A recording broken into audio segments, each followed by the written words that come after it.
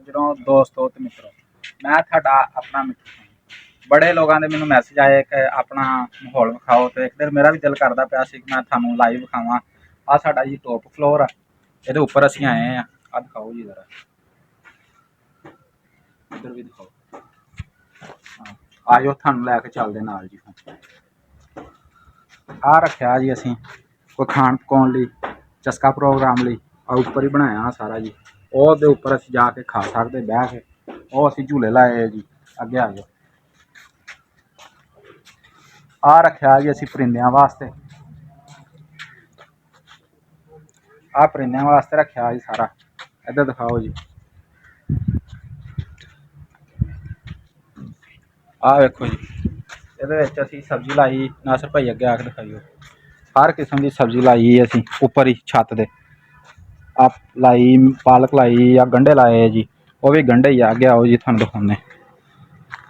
आ देखो ये मेथी लाई, पालक लाई, मूलियां लाइया जी। आ अगे गंढे लाए जी।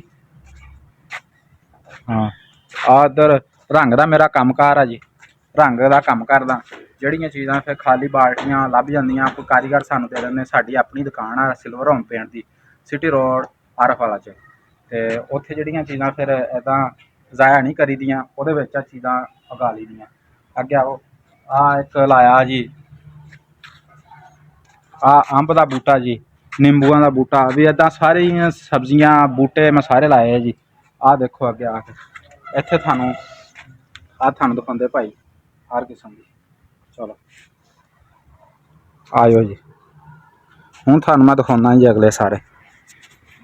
आ घर दी आ लाया जी माशाअल्लाह आलू लगे जी। इत्थे हर किस्म की थानू चीज़ लभूगी जी। आ वेखो बाल्टियां जी, बाल्टियां दे विच सारी चीज़ लाई है मैं, हर एक शै वा जी। जे आ टॉप फ्लोर आ जी, ओहदे उपर ही सारा कुछ कीता वा। जे थानू पसंद आया लाइक करो, शेयर करो, सबसक्राइब करो जी। आ देखो जी।